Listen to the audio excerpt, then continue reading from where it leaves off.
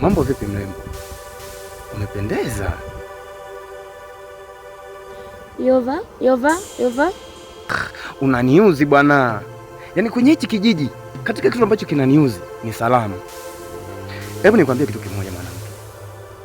Unajua wewe mwanamke ni mzuri sana. Yaani namaanisha kwamba umeushika moyo wangu.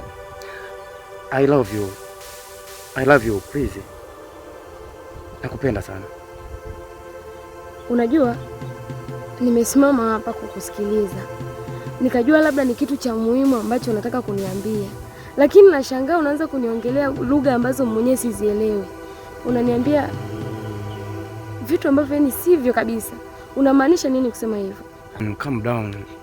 Unajua katika maisha nitakuwa ufocus. Achana na washamba hapa kijijini. Mimi ndo Shaubal. Unanionaje? Ukitulia na mimi utaenjoy, utajiramba, nitahakikisha unapata furaha iliyo bora. Achana na washamba hapa kijijini bwana. Vipi? Unaweza kunifafanulia hilo neno? Calm down, sijui. Unaweza kuniambia ni nini? Punguza pressure. Tulia na mimi. Hayo mengine nitakufundisha mdogo utayajua. Wallahi nakwambia. Please, karibu moyoni mwangu. Sawa, lakini mimi nilikuwa naelekea nyumbani. Hata hivyo nimechelewa sana. Hivyo ningeomba unipishe niwahi. Okay. Next time.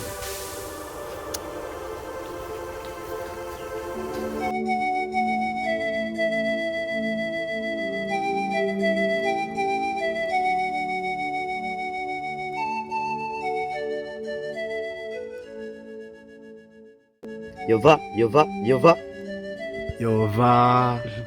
Bwana yangu, ndugu yangu mgafu, bora tulivyokutana. Kuna jambo nilikuwa nataka nikuulize kidogo. Bwana Luvanda, jambo gani hilo? Maana tunakujua kabisa kwa majambo, hujaishia jambo lolote lile.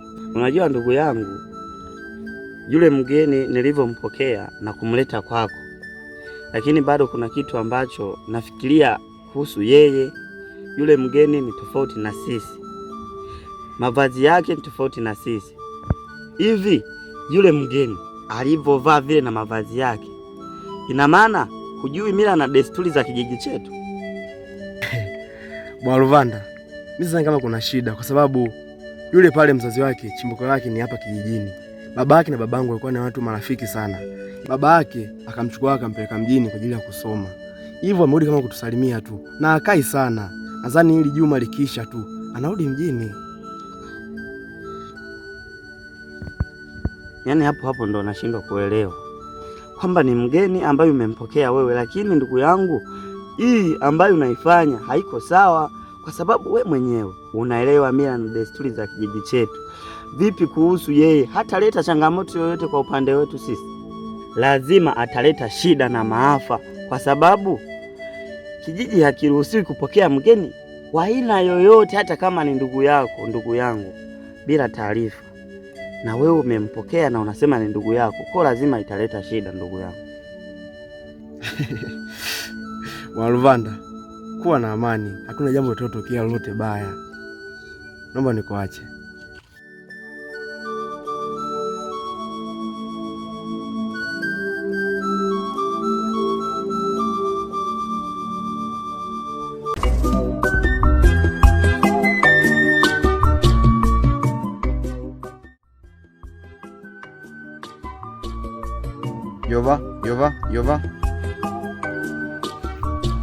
Yova. Mdogo wangu Buda, uhali gani? Ni salama tu, sijui nyinyi. Mimi na familia yangu tunaishukuru Mungu, tumeamka salama zaidi. Tuachane na hayo. Jana nilisikia tetesi ya kwamba kuna mgeni ameingia malangoni penu. Ni kweli? Ndiyo, kuna mgeni ametembelea malangoni kwetu, lakini huonekana kufahamiana na kaka. Kaka yako hivi hajui mila na desturi za kijiji chetu? Mgeni yoyote atakayeingia katika hiki kijiji kijiji lazima alete maafa pamoja na shida, na anajua ni adhabu gani atakayopewa. Huyu kaka yako anataka hichi kijiji chote kimlaumu yeye. Sijatambua kwa upande wa kaka kuhusiana na huyo mgeni kwamba ameongea nini mpaka sasa, lakini mimi sikutaka kufuatilia kwa sababu mambo ya kikubwa mimi hayanihusu. Mimi hivyo nilibidi tu kumwachia kaka. Sielewi yeye kwa upande wake mpaka sasa anamaanisha nini. Sawa mdogo wangu Buda, mimi mwenyewe nilikuwa naelekea hapo msituni, nataka nikaangalie mitego, maana kuna tumbili jana na juzi walikimbia na mitego yangu. Sijajua mtego wa leo watakao wamekimbia nao tena, ila tuachane na hayo. Ongea vizuri na kakako, ongea vizuri na kakako. Wana kijiji tutamlaumu, shida yote itakayotokea tutamlaumu. Sawa, wana wakati mwema.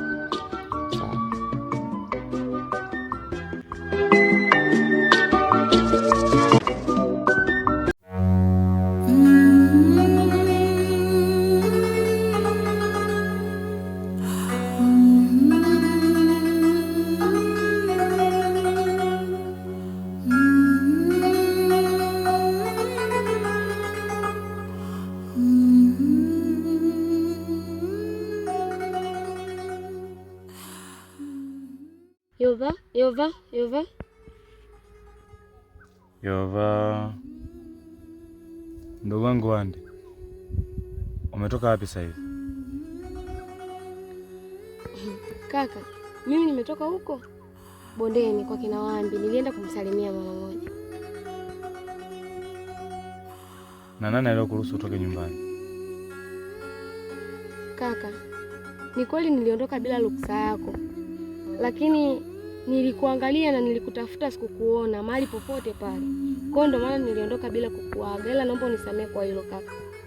Kwa hiyo mimi nikitoka na wewe unatoka, si ndio? Hapana, nisamehe kaka, najua nimekukosea, alitojirudia tena. Mdogo wangu, mimi ni kaka yako ambaye nimetangulia kuliona jua, lakini wewe ujanja unaofanya wote na uelewa, ila na kuonya kwa mara ya mwisho, achana na vijana hao unaowafatafata na kujidanganya mimi kuwa umetoka kwa marafiki zako. Nielewe mapema kabla sijachukua hatua. Unanielewa? Ndio. Tuondoke nyumbani.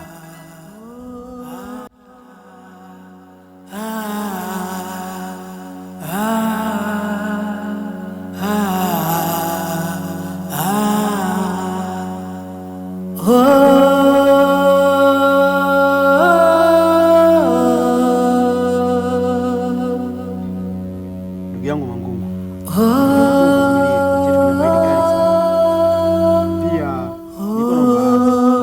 pia leo asubuhi nilimwambia mdogo wangu Buda kupatie nguo za kijiji chetu, lakini hakukupatia. Ndio chanzo cha hali iliyotokea asubuhi. Najua kijiji chetu kina mila na desturi zake. Kila mwanakijiji anayeingia hapa lazima awe amevaa nguo zinazoendana na wanakijiji wetu. Kwa hiyo Buda hakuzingatia hilo. Samahani sana. Usijali Mgafu. Hata hivyo mimi nishazoea kuvaa nguo za namna hii. Kiukweli mavazi ya hapa kijijini siwezi kuyavaa. Bwana Mangungu, inatakiwa uvae kwa sababu maisha yako. Maana kijiji chetu kina mambo mengi sana. Pia Mangungu, nilipenda nikuulize swali.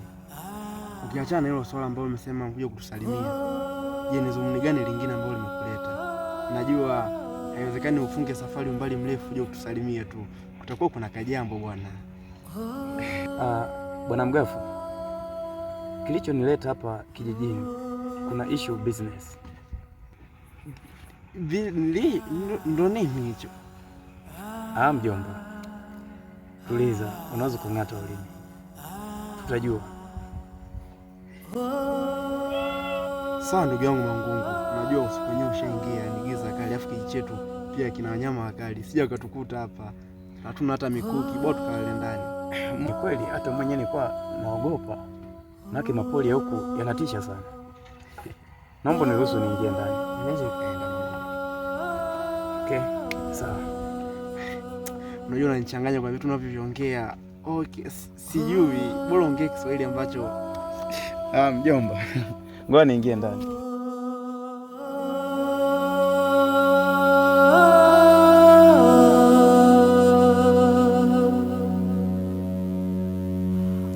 Ndugu wangu Buda, umekuwa ni mtu wa kufanya makosa kila siku. Jana unakumbuka nilikwambia maagizo yale pale, uliyafanya? Kaka, kwanza naomba unisamehe kwa ile iliyotokea. Nadhani nilisahau, tulikuwa ni bahati mbaya. Kwa sababu nilienda kuwinda kama nilivyokuambia. Nikachelewa kurudi nikajisahau. Unapenda kuchukulia kitu masiara sana. Umeona kitokea asubuhi. Huyo tungempoteza, na unajua kabisa sheria za hapa. Mtu akifanya kosa akipelekwa kwenye ule mto Ulimbweni masaa 6, wale yake inakuwa ni kuisha. Kaka, naomba unisamehe kwa ile story. Sipendi ujinga ndugu wangu. Naenda kumpatia nguo mwenyewe.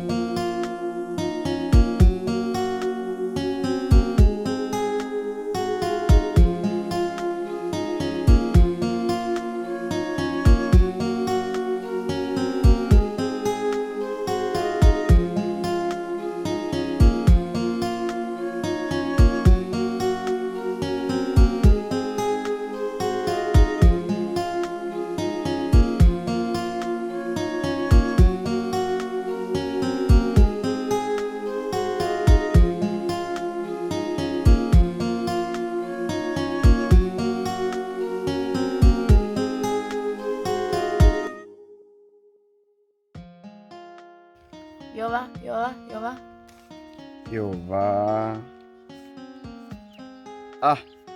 Roho yangu, furaha yangu, moyo wangu, msili wangu, una kila sababu ya kusifia. We ni mzuri na we ni mrembo, nakupenda. Hivi unanipenda kweli? Jamani Kisogo, nakupenda pia, moyo wangu, furaha yangu, nakupenda pia. Toto wewe, sijui kachawi. Mara nikilala unanijia ndotoni, nikiamka sikuoni. Hivi umenipa nini? Tuachane na hayo yote, ila bwana Mgafu, tumwache huyo Mgafu. Unajua bwana, umebeba hizo ndizi ni kwa ajili yangu? Ndiyo. Nipe yake yangu. Jamani, unajua kunithamini. Wewe ni mwanamke pekee mwenye thamani sana kwangu. Jamani, sifa zote hizo zangu? Zote zako nakupatia wewe, mwanamke mzuri, mrembo. Himaya nzima hakuna mwanamke mzuri kama wewe. Unaniletea ndizi kwa wakati. Si ulikuwa unakuja kwangu? Ndiyo. Tunaweza tukaondoka kwa pamoja.